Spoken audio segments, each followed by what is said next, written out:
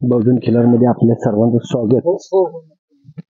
श्री राहुल शेलार अतिशय धिप्पाड आणि मोठा असं माप त्यांना ही नवीन खरेदी त्यांची झालेली आहे. तर नमस्कार. नमस्कार. तर आता ही आपण खरेदी केली त्या संदर्भात आम्हाला सांगा, कशी खरेदी झाली, काय झाली? बैल आपण हा बावधन मधून बर मदन आप्पा भोसले यांनी बैल बेंद्राच्या अगोदर खरेदी केला होता. बर काय कारणास्तव त्यांनी बैल द्यायला काढल्यानंतर बैल महेश त्यांच्यातला ते माझ्या आपली पाराव चर्चा झाली की बैल द्यायचा आपला. बर द्यायचा कळाल्यानंतर बैल आम्ही जाऊन बघून आलो गोट्यावर. बघितल्यानंतर बैल आपल्याला आवडल्यानंतर आम्ही खरेदी केली. पण बैल असा म्हणजे आंडू असला तरी बैलाला रग आणि जो पारा आहे सगळं बघून आम्हाला पण एक थोडा वेळ वाटलं होतं की बैल नको आपल्याला हा, आपल्या जाऊन बैल वाटणार नाही किंवा आपल्याला हा बैल घातकी आहे. पण बैल जितका रगीलपणा करतो त्या हिशोबावर मला पण वाटलं जरा बैल आपल्यासारख्याला असंच पाहिजे म्हणून बैल घेतलाय हा. आणि मला एक म्हणजे वैयक्तिक माझ्या ह्याच्यात मला अशी आवड की बैल जितका रगील असेल तेवढं मला सांभाळायला जरा समाधान वाटतं. बैलाने जेवढा पारा किंवा जेवढा करून दाखवल तेवढा बैल मला पण सांभाळायला आवडतो. खूप येतं त्या नादानं. हा त्या नादानं. आणि जेवढा बैल मस्ती करेल किंवा जेवढा बैल अवकाळपणा करेल तेवढा जरा सांभाळायला बी तेवढंच म्हणजे जीव लागतो बैलावर. अशा हिशोबातनं आपण बैल आपण बसणं घेतला. महेशने पण आम्हाला व्यवहार व्यवस्थितपणे आपला करून दिला, त्यात काही विषय नाही. आणि महेशच्या शब्दावर बैल आपण घेतला. आणि जवळचा बैल म्हणजे माहिती होती बैलाबद्दल बैलाबद्दल गुण त्याचं चांगलं होतं. आणि बैल कसं आहे बैला शरीरयष्टी बैलाचं माप शिंग तोंड सगळं जिथलं जिथं. आणि बैल भविष्यात वाढवल्यानंतर आपल्याकडे एक 5-7 वर्ष राहिले ह्या हिशोबानं बैल आम्ही आपला हा खरेदी केला. आता हा नाद जोपासताना आपल्याला होणारा त्रास म्हणजे नाद असला तरी थोडासा कुठंतरी काहीतरी गोष्टी त्या कराव्या लागतात नाताबाई. तर एखादा असं सांगा की आम्हाला बाबा ह्याच्यासाठी मी बऱ्याच गोष्टी अशा थांबलोय त्याच्यासाठी. तसं जर विचार करायला गेला तर आम्ही हा बैल घेताना वडिलांचं वय 55. बर त्यांच्या वयाला असला बैल रगील किंवा मार्का हा सांभाळणं शक्य नाही. बर एवढं सगळं असताना हा नाद मला पण वडिलांना पण वडिलांच्या वयमान त्याला जमत नसल्यामुळं मी एक किसनीवर कारखान्यावर जॉबला. कारखान्यावर कामाला जाऊन जर हा नाद करायचा म्हणलं तर जमत नाही. परमनंट असलेली नोकरी सोडून दिली ह्या नादासाठी. माझ्याकडे ट्रॅक्टर आहे, माझ्याकडे ट्रॅक्टर व्यवसाय पण मी करतो बैल बघत बघत. नाही ट्रॅक्टर असताना पण मी हा नाद ठेवलाय. आणि ह्यासाठी मी एक नोकरी हा विषय सोडून दिलाय. परमनंट नोकरी होती माझी तरी मी त्या नोकरीला त्याग करून आपले माझे मी 2 बैल सांभाळत हा विषय व्यवसाय करतो. ट्रॅक्टरचा पण आपलं बाकीचं पण किरकोळ माझी घरची शेती 4-5 एकर बघत बघत ती शेती पण करतो आणि बैल पण सांभाळतो. आता ह्यात तुमची धावपळ किंवा बैलाचं खाया पाणी धावपळ पण होती. आता विषय कसा होतोय मला ट्रॅक्टरचा व्यवसाय म्हणलं की सकाळी 7ला तर 7ला घर सोडावं लागतं. त्यातनं मधल्या टायमात वेळ घालता वैरण बिरण आणून घरी ठेवायची. 5 गाय होत्या माझ्याकडे जर्शी. 5 मधले मी 3 विकून टाकल्या कारण बैलांचं गायांचं जेवढा म्हणजे व्याप जमत नाही एकट्या माणसाला. म्हणून त्यातले 3 गाय विकून टाकले तर एकच गाय ठेवली आणि बैल आहेत 2. जॉबवर जायचं ही कसं मी कारखान्याचा जॉब सोडून दिला. मी आता घरीच असतो. माझा ट्रॅक्टरचा व्यवसाय, 1 गाय आणि 2 बैल हे एवढंच बघतो आणि माझी शेती.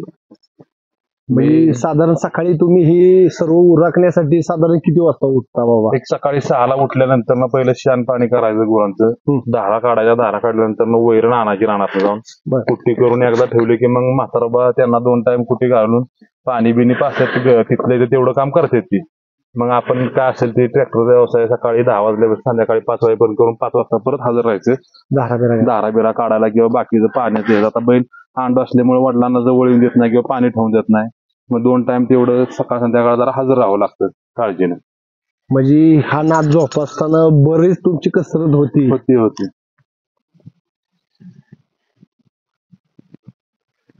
तेवढं प्रेम करायला लागतं तेव्हा बैल त्याला धरून देतो. आता तुम्ही ह्या क्षेत्रात केव्हा बसलं म्हणजे आता ही बैलाचा नाद कसा लागला ही बी आम्हाला सांग. एखादा बैल आवडणारा तुमच्या आयुष्यात होऊन गेल्या?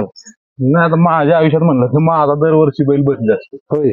मी असा बरेच दिवस असा कुठला बैल सांभाळणार. आता वडिलांच्या किंवा आजोबांच्या ह्याच्यात त्यांनी त्यांच्या पद्धतीने बैल सांभाळीत. पण माझ्या ह्याच्यात मी जवळजवळ वयाच्या 18 वर्षापासून शेती व्यवसायात जसं 12वीतनं कॉलेज सोडलं तसं मी शेती करते, पण मी कधी बैल असा वर्ष 2 वर्ष 4 वर्ष असा कधी ठेवला नाही. मला नाद असल्यामुळे मी दर वर्षाला 2 वर्षाला बैल बदली करतो. मग आता एखादा बैल तुमच्या आजोबांच्या काळात तुम्ही बाबा लहान असताना शाळेत तुम्हाला आठवणारा एखादा बैल सांगा आम्हाला. आमच्या आठवणीतलं म्हणजे आजोबांच्या काळात आजोबांनी केंजळ मधनच एक बैल आणला होता. बर. लाडक्या म्हणून बैलाचं नाव होतं. बैलाचं एक शिंग मोडलं होतं. पण कांदा गेला होता, शिंग तो पण गेलं तर शिंग होतं फक्त आतला कांदा. त्यांनी बैल तो बरेच वर्ष म्हणजे 7 ते 8 वर्ष बैल सांभाळला होता आणि बैल त्यांनी दुर्वीशिवाय कधी झोपला नाही तो पण. असा आजोबा आमचा अजून पण एका जागेवर बसून असं पॅरलेसमुळे आहेत. त्यांना पण नाद होता आणि त्यांच्या माघारी आम्हाला पण नाद आहे. आम्ही बैल सांभाळतो त्याचा त्यांना अभिमान आहे. मग काय वाटतं आज बैल आणलाय आजोबांना बी जरा काहीतरी तुमच्याबद्दल वाटत असेल की बाबा आपली उणीव कधीतरी आता पोरांना नातवांना पुढे चालवायचे ह्याच्यात येते आता. ना आजोबांना बी जरा ह्या गोष्टी समाधान वाटतं, थोडंसं हुरूप वाटतं की काय ना आपण जीवनात केलं ना तुझं आपल्या मुलांनी किंवा आपल्या नातवंडांनी हा सांभाळलाय हे सगळं बघून त्याचा अभिमान वाटतो. आणि सारखी विचारपूस असते बैल कसा आहे, बैलाला पाणी पाजलं का, बैलाला ते फाडला का, बैल तयार झालाय का. आता पॅरलेसमुळे एका जागेवर बसून असल्यामुळे त्यांना गोट्यात ह्यात घेता येत नाही, पण त्यांचा नाद जरी एका जागेवर बसला असला तरी अजून नाद काय त्यांचा कमी नाही. मग आता बैल घेताना त्यांना तुम्ही सांगितलं होतं की घेतल्यानंतर सांगितलं त्यांच्या भावना काय वाटते की घेतल्यानंतर काय वाटलं त्यांना? बैल घेतल्यानंतर त्यांची एकच इच्छा होती की बैल त्यांना डोळ्यानं बघायला येता आला असं त्यांना बरं झालं असतं, पण वयामानाने त्यांची नजर कमी आली त्यामुळे त्यांना बघता येत नाही. पण जे त्यांच्या काळातली जी बैल होऊन गेलीत, जर आमच्या वडिलांनी सांगितलं की आपण असा बैल आणला होता त्या बैलाप्रमाणे हा बैल आहे, एवढं ऐकूनच त्यांना समाधान वाटतं की तो बैल कसा होता आणि हा बैल कसा असेल त्याच्यावरूनच ते मानतात आणि म्हणतात की नाही बैल असा असेल तसा असेल. त्यांच्या काळात सुद्धा ह्या बैलांपेक्षा मोठी बैल त्यांनी सांभाळले. बघा म्हणजे आपण आता थोडस काय ना काहीतरी जी परंपरा घालून दिली आपल्या वडिलांना आजोबांना ती आपण पुढे थोडीशी चालवतोय. आता ट्रॅक्टर आलं, वाहनं आली बरीच, तरी बी नाद जपल्यानंतर थोडासा संघर्ष असतो, पण त्यातनं जर नाद केला तर नादामुळे नाव होत असतं. आज पैसा कोणाकडे काय कमी नाही, कोण कोणाचा पैसा बघत नसतं, पण आज नाद म्हणलं की प्रत्येक क्षेत्रात नादाशिवाय नाही कुठली गोष्ट. आज बावधन मध्ये जरी 10 लाखाची किंवा 50 लाखाची गाडी आणली तरी कोण बघायला जात नाही किंवा बघत बी नाही त्या गाडीकडे, पण बैल आणला आवरून पाराकडे आला किंवा गावातनं गेला 100 माना वळून बघतात. बरोबर, हीच खरं दौलत म्हणावी लागेल एक खिलार क्षेत्रातली. बरं, आमच्या युट्यूब चॅनलला माहिती दिल्याबद्दल, आपल्या सर्वांचा चॅनल आहे त्याबद्दल माहिती दिल्याबद्दल सर्वांचं आभार आणि धन्यवाद. असंच सहकार्य आम्हाला राहू द्या. देणार का, सरणार का?